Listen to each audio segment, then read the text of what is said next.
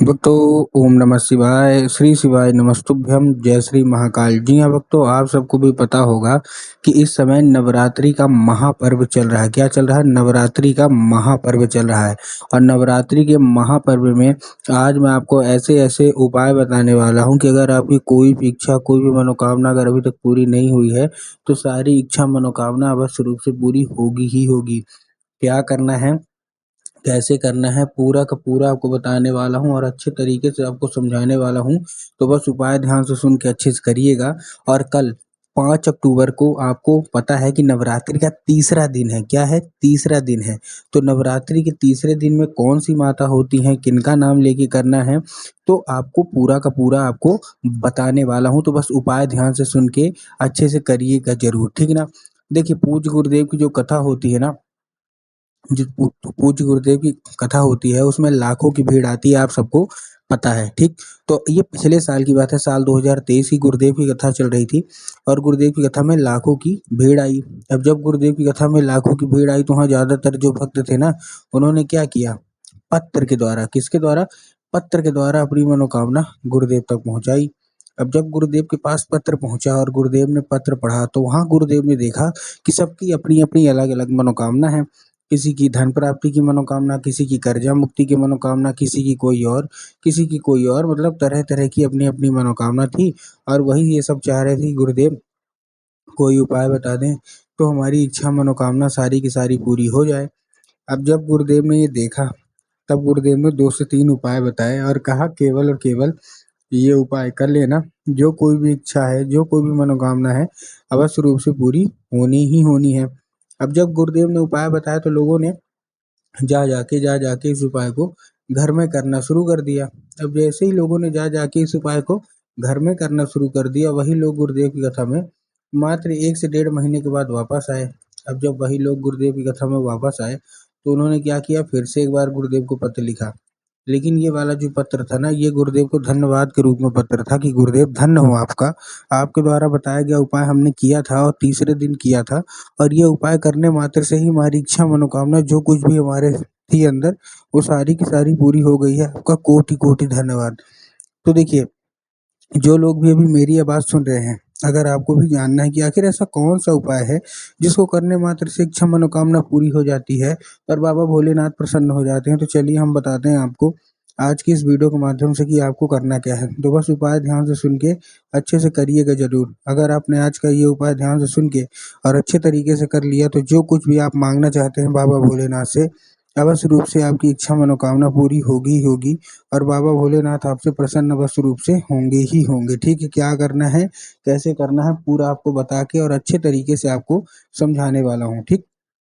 तो देखिए, लेकिन उसके पहले चैनल पे अगर पहली बार आए हैं और आवाज़ मेरी पहली बार सुन रहे हैं, तो वीडियो को कर दें लाइक और चैनल को भी कर लें सब्सक्राइब, ताकि पूजनीय पंडित प्रदीप जी मिश्रा के रोज़ नए-नए उपाय, जो कि मैं उनकी कथा से सुनता हूँ, श्रवण करता हूँ, सबसे पहले मैं आपको भी प्राप्त करा सकूँ, ठीक। तो देखिए, जो हमारा सबसे पहला उपाय है, इस उपाय में आपको करना क्या है, जो हमारा सबसे पहला उपाय है, इस उपाय में आपको सिंपल सा एक काम करना है। क्या काम करना है? पहला जो आपको है, आपको लेना है क्या, एक चुनरी ले लीजिए। चुनरी के साथ-साथ आपको क्या ले लेनी है, 11 लाल चूड़ी ले लेनी है, ठीक?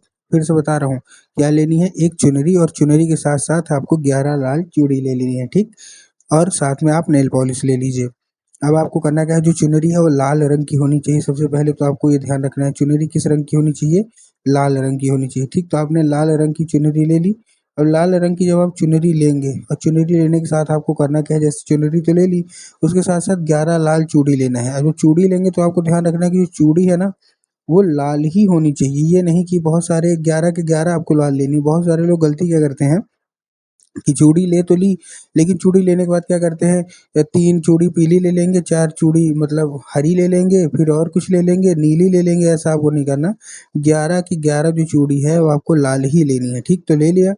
अब लेने के बाद आपको करना क्या है, लेने के बाद आपको पहुंच जाना है कहाँ, सीधा सीधा शिव मंदिर। वो शिव मंदिर तो आप पहुंचेंगे ही, लेकिन अगल बगल मतलब आपको माता जी के मंदिर पहुंच जाना है। शिव मंदिर तो आप पहले पहुंच जाइएगा, बाबा भोलेनाथ को प्रणाम कर लीजिएगा। अब जैसे ही आप पहुंचे माता जी के मंदिर, अब माता जी के मंदिर पहुंचने के बाद आपको देखिए करना क्या है। जैसे आप माता जी के मंदिर पहुंचेंगे, माता जी के मंदिर पहुंचने के बाद आपको एक काम करना है। क्या काम करना है, सबसे पहले आप क्या करेंगे, सबसे पहले माता के चरणों पे चंद्र घंटा, आपको पता होगा कि जैसे पहला दिन माँ शैलपुत्री का होता है, दूसरा माँ ब्रह्मचारिणी का होता है, तो तीसरा जो होता है वो माँ चंद्र घंटा का होता है। तो आपको करना क्या है, चंद्र घंटा का माता का नाम लेके माता रानी के पैरों पे वो आपको अर्पित कर देना है, ठीक। अर्पित कर दिए, अर्पित करने के बाद अपनी जो कोई भी इच्छा है, जो कोई भी मनोकामना है, सारा का सारा आपको बोल देनी है।